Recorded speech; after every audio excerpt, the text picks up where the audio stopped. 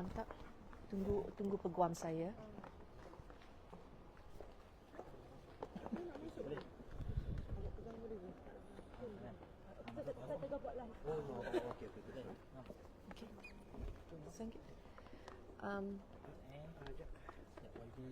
3 langkah ke belakang. Okay.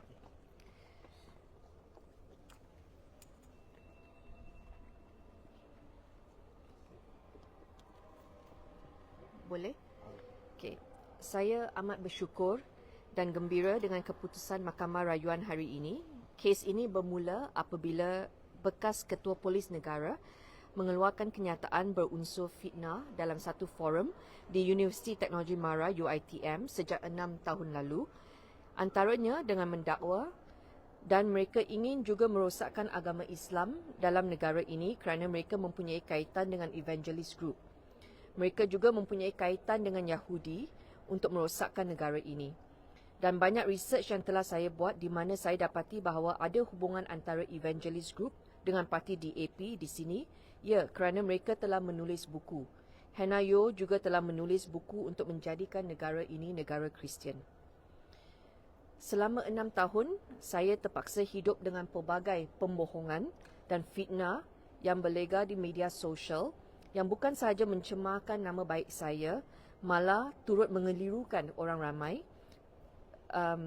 kerana tuduhan tersebut dibuat oleh bekas Ketua Polis Negara, Musa Hassan, yang diharapkan bertindak dengan lebih cermat serta berasaskan fakta yang sahih dan bukannya dakwaan yang mengelirukan serta mencetuskan persepsi yang salah.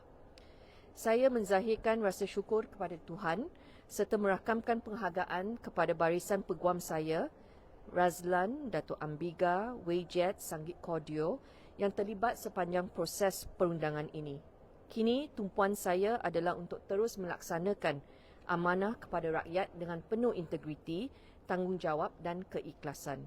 Semoga hidup saya terus memuliakan Tuhan melalui khidmat saya kepada rakyat. Itu sahaja. Terima kasih. Thank you. Thank you very much. Can you tell us the gist of the decision? Summary. It was a very comprehensive judgment, and I think an important one for everyone to read, because it dealt with almost every aspect of defamation law, that key aspects of defamation law, and I suppose the sum total of the judgment is that the words spoken by he was unable to justify any of the comments, neither did it fulfill any of the requirements of the defences that are available in defamation law. So it failed on all counts, all the defences that were taken. So it's been a long battle for Hannah Yeoh, and I think it is important to read the judgment. So we welcome the judgment, and I'm very pleased for Hannah that she has seen justice today. But just now there's two judgments, right? The court mentioned there's two judgments, right? Sorry, one judgment. Just one judgment. One judgment, yes, and it's comprehensive, and I think it is worth reading. YB, are you satisfied with the amount of damages? I think the court has made a decision. We have asked for more for the damage that has been done in the last 6 years, but we respect the court's decision. And for me, the most important thing is that this has been proven, that everything said about me, those were all lies. I think that's the most important thing, to be able to clear my name, to be able to move forward, and for people who use racial and religious arguments, especially false ones, to frighten voters. I hope this judgment will put an end to such practice in Malaysia. Yeah. Thank you. It's not about the money, it's about truth. Yeah. Thank you. Thank you, everybody. Alright, tahniah kita ucapkan kepada YB Hannah Yeoh selepas 6 tahun berjuang untuk membuktikan bahwa apa yang dikatakan tuduhan fitnah yang dibuat oleh bekas Ketua Polis Negara ini adalah fitnah. Dan ternyata hari ini ya mahkamah telah pun memberi satu keputusan yang amat menggembirakan kita sahabat semua. Karena ini membuktikan bahwa tuduhan yang dibuat oleh ya bekas ketua polis negara ini ternyata adalah fitnah semata-mata. Antara tuduhan yang sering menjadi igawan dan permasalahan ya khususnya YB Hana untuk melawan isu ini apabila beliau didakwa cuba untuk menyebarkan Kristen dan mahu untuk mengkristenkan negara kita. Jadi itu satu tuduhan yang berat sahabat-sahabat semua, sehingga ya hari ini kita ucapkan ya tahniah dan juga berita baik ya untuk YB Hana, karena akhirnya telah terbukti bahwa apa yang dinyatakan tuduhan oleh seorang ya bekas ketua polis ini amatlah tidak bertanggung jawab sahabat-sahabat semua. Apatah lagi fitnah dan dakwaan itu diguna oleh individu-individu yang lain untuk turut menfitnah dan menyebarkan kononnya YB Hana mau mengkristenkan negara ini.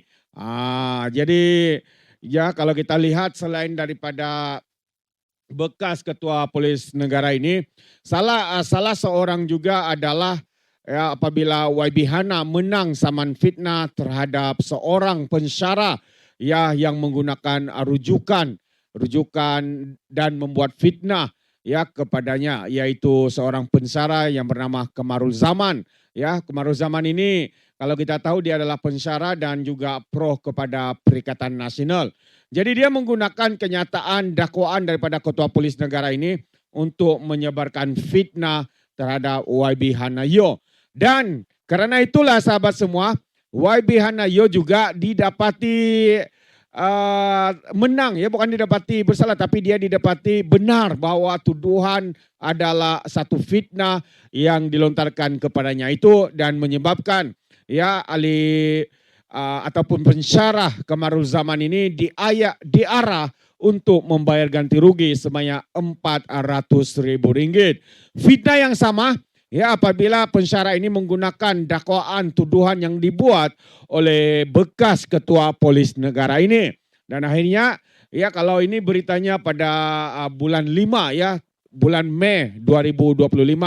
Dan selepas beberapa bulan kemudian dan awal tahun ini sekali lagi YB Hana menang terhadap saman fitnah beliau terhadap bekas ketua polis negara ini. Dan saya percaya ramai ya geng-geng walaun-walauntid, lebay-lebay pas yang menggunakan isu ini sebagai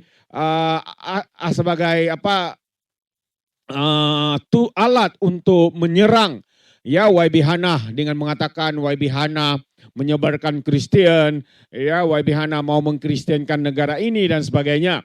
Jadi kita harap kalau ada video mana-mana individu ataupun lebay-lebay pas yang turut menfitnah dan menyebarkan berita palsu ini, ya kita harap video itu diketengahkan untuk YB Hana mengambil tindakan. Dan itu juga pengharapan kita ya, supaya YB Hana membuat tindakan kepada lebay-lebay pas yang sebelum ini secara terbuka ya membuat sidang media lah, begitu yakinlah kononnya buku yang ditulis oleh YB Hana itu ya menyatakan bagaimana rancangan YB Hana untuk mengkristenkan negara kita ya, untuk menyebarkan agama Kristen dan sebagainya.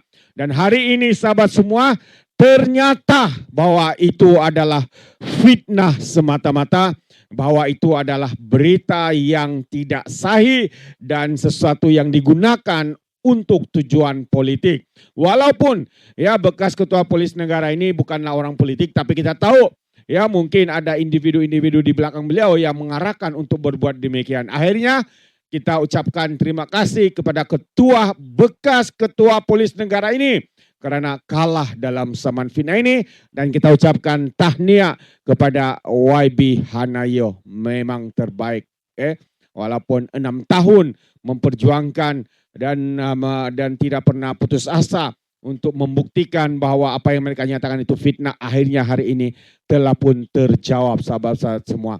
tahniah kita ucapkan kepada YB Hana sekali lagi. Jadi itu saja sahabat semua. Kiranya Anda memberikan sebarang komen, pandangan berkaitan dengan kes ini dengan kaki-kaki penfitnah yang memegang gelaran sebagai bekas Ketua Polis Negara tapi jadi penfitnah, itu satu yang amat-amat memalukan. Jadi sekian, sekarang kita berjumpa lagi. Bye-bye.